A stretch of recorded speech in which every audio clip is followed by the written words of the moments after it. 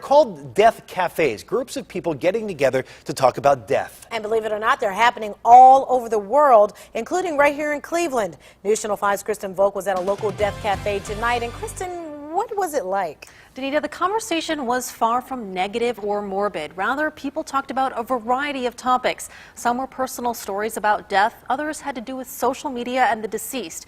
And just like every other death cafe, participants ate cake and drank tea while they chatted. I'm absorbed with the idea of death.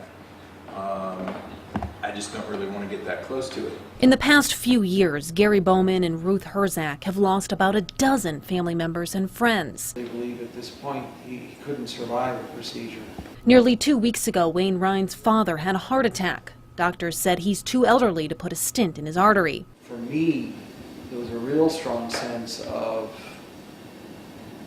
in the moment. Tonight, Gary, Ruth, and Wayne, among others, expressed their feelings, their fears, their confusion about death here at a Cleveland cemetery. It's not an easy thing to talk about, but I think that's the point of the Death Cafe, is to try to bring the conversation of death into the public realm a little more. Lauren Herzak Bowman says she decided to start facilitating death cafes in Cleveland after losing a lot of loved ones in her life. I see in the news people dying every day, and I'm getting more and more of an understanding of it, and that is a real thing and it happens every single day. 18-year-old Justin Freeman has hardly experienced death in his own life, but he's here because he wants to understand it more.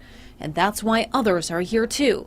To learn about, to deal with, to make sense of what's certain in everyone's life: death. What the heck is death? Is there really any such thing? Or isn't there? Two things to note about death cafes: everyone is welcome and there is no set agenda. Now, the next Cleveland Death Cafe will be held in the fall. To find out more, head over to deathcafe.com. On your side, I'm Kristen Volk, News Channel 5.